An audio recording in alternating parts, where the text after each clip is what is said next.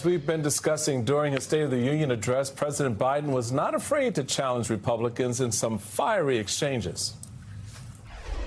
And exploded the federal deficit.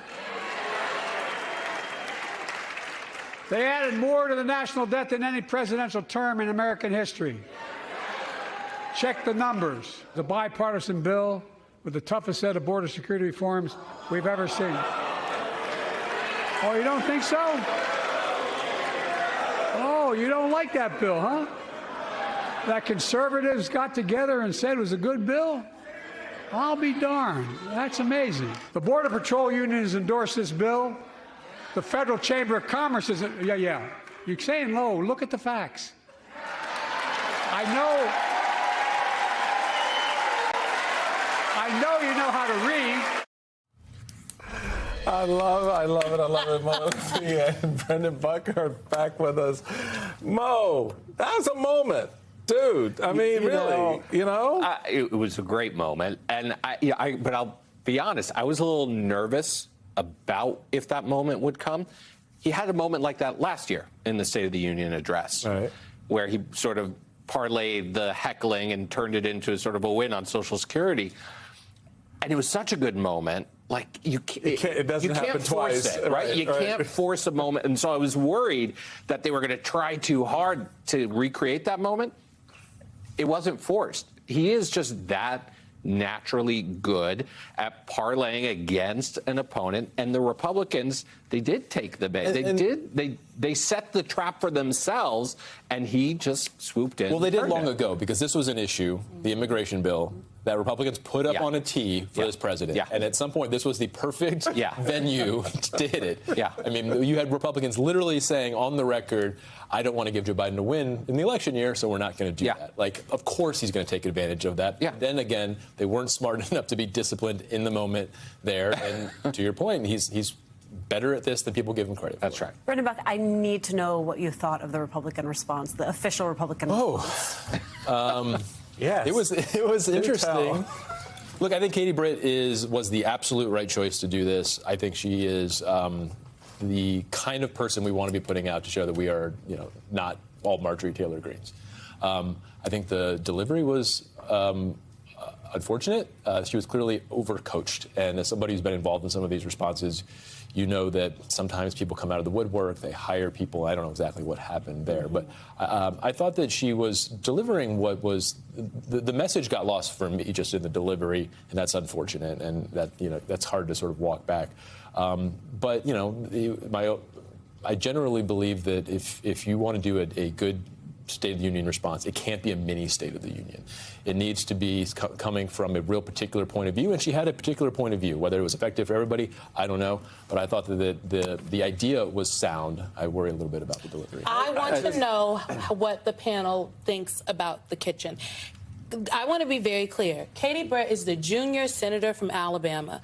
As I've worked for women politicians. The junior senator from Alabama, does not belong in a kitchen in a very lovely blouse. In a kitchen in a very lovely blouse, as though she is not a sitting member of Congress. I heard nothing about her experience in the Senate. I heard nothing about, she ran the Alabama Chamber of Commerce, like Alabama Business Council. Prior to that, she was a chief of staff on the Hill for the seat that she now represents. You would not get that from what we saw here. What is with the kitchen? I'm going to be counterintuitive here and defend it just a little bit. Just a little bit. Because I don't think she was trying to project her very impressive resume. I think she was trying to project suburban mom. Yes. Right? Suburban moms belong in the kitchen. That's what people were asking on. That's the question I want to know. No. And so I don't look. I think the two worst jobs in Washington, the two worst gigs you could have, National Party chair and State of the Union response, right? Like it rarely goes well. And I think, if any media consultant or campaign staffer who gets that call and says to their boss, hell yeah, you should do this, is doing their boss a disservice more often than not. And when they do, they tend to overproduce. and try to overcoach and push these people into being someone they are not. Katie Britt actually is a very, very impressive member of the Senate. She is, I think, would be a potent running mate for Donald Trump, and someone, I think a debate between Vice President Harris and Senator Britt would actually be a really engaging debate to watch as just a student of politics. But when they overproduce, right? I could just tell you. Do you want to add anything else to what you just said before the internet get a hold of it, Mo? No, I think look. Okay. I think tonight she did not live up to her own potential, and I think if you ever watch any of her speeches, you would see that. But what she did tonight, I think, was overproduced. It was a caricature of who they wanted to actually I got produce. a lot of folks asking the question. They initially, because people who didn't know who she was thought she was an actress playing a politician. Mm-hmm. Yeah. And that, to your point, to both your points, is the unfortunate part. But here's the rub. I think we're kind of overthinking some of this, because there's a real baseline approach that I think Republicans took here, having, I mean, Brennan knows as well. I've been in these rooms as well for a lot of this stuff.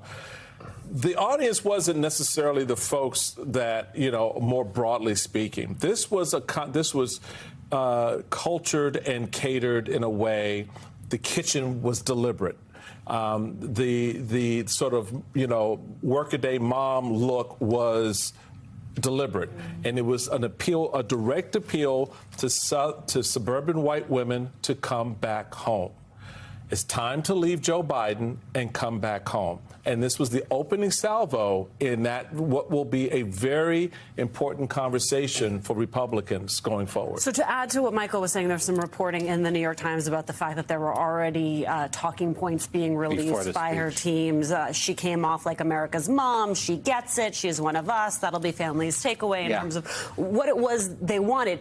Let's move away from the style, which I think we all agree missed the mark, and talk just a little bit then about the substance. It is not an accident that she is from Alabama, given that IVF and the actions of the Supreme Court of Alabama are in the news. So it was telling to me that she touched ever so gently on IVF, saying in very vague terms that Republicans would fight to protect it, despite the fact that there actually was legislation before the U.S. Senate that would have protected IVF that a member of the Republican Party shot down. And then she pivoted off of it very quickly. So even if stylistically she was trying to say, you can come home, she didn't. There was a lot of fear. That was the other thing. There were a lot of fears that were thrown out there. But I did not hear a real positive vision for what America could be that was trying to bring those. Well, on that particular issue, I don't think that we have, as a party, figured out, reproductive health issues, have figured out a good place to be at. Right. And I think the party is generally sort of breathing a little bit of a sigh of relief after the state of Alabama passed legislation to protect IVF. I think they're hoping this will just go away a little bit. She had to check the box there and basically say, we're going to protect it and get away from it, because no Republican, Nikki Haley, Ron DeSantis, Donald Trump, no one's figured out how to talk about this stuff in a way that isn't going to, be a losing issue. So don't spend a lot of time on issues where you're not winning. So she had to move on from it. Right. And I thought this was at least tonally a lot better than what we had last year with Sarah Huckabee Sanders. It was much more American carnage. It was much more MAGA. This was at least an effort to try to show people we are not only that. So the substance-wise, whether you agree or disagree with how she framed things, I think she was at least trying to not be the scary Republican. No, I heard a lot of American carnage in her speech, right? I mean, she painted a very negative picture of Joe Biden's America. She talked about rape. Right? And I get it in a sense, because a State of the Union response typically is a response. It is typically designed to paint the president in the worst light possible. But to your point, where I think Republicans are struggling a bit right now is they are not offering actually an alternative. They are offering fear, and they are offering a promise to go back to a period of time that a lot of people don't want to go back to. And so, that time never existed. I'm talking about 4 years ago. They're promising to go back to Donald Trump's America, an America that a lot of people don't want to go back to. And so Katie Britt actually had a real opportunity to say, here's what you get with us. Here's what the Republican Party stands for, and here's how we want to move the needle. She didn't do that tonight. I don't think she's in a position to say that, because the person that gets to decide, That's here's right. what you get with us, is Donald Trump. But he's been very clear with us about what he's getting. That's right. I mean, before I take us out, question, you talk about IVF. Speaker Johnson did some interviews today, and in at least one of those interviews, he was asked about IVF. And he said, and I'm paraphrasing here, but he noted that it's only been around since the 1960s, 1970s. So, you know, there's still more research that has to be done. So I think it is. People have not figured out how to talk about it collectively in the Republican Party apparatus. But I am more concerned, frankly, about what people actually believe. Yeah, look. Nobody want to answer that. I understand. We could go. Mo, Brendan. Go ahead. I'll give you the last word. No, I mean, look, I think that abortion is one thing in the Republican Party. IVF is not the same thing. And there was this sort of rush after the Alabama court where people were like, is that what every Republican believes? No, that is not what every Republican believes. And yeah, would there be implications of this personhood bill that maybe people didn't appreciate? This was not, I don't think the personhood bill was a scheme to get rid of IVF. And if it was by some people, I don't think a lot of people were signing on to it realize it. Should they have a better handle of what they're signing on to? Sure. But it is not the unified position of the Republican Party in any sense, even in the very strong pro-life community, that IVF is bad, and it just snowballed really quick, and now we're just trying to put it back in the tube. Yeah, I think lots of people have benefited from IVF. The question is an embryo an unborn baby? Even in the Alabama state legislature, they didn't answer that question. That's right. Doom, doom, doom, cliffhanger. Mo, Brendan, thank you all very much. We'll have you back next week to talk about IVF and all the other things happening in America. Earlier, please. Early. After a short break, folks, former Obama speechwriter David Litt is with us. He has been on all day, and we're going to talk about some of the highlights from Biden's night. Stay with us. You're watching MSNBC. If you, the American people, send me a Congress that supports the right to choose, I promise you, I'll restore Roe v. Wade as the law of the land again.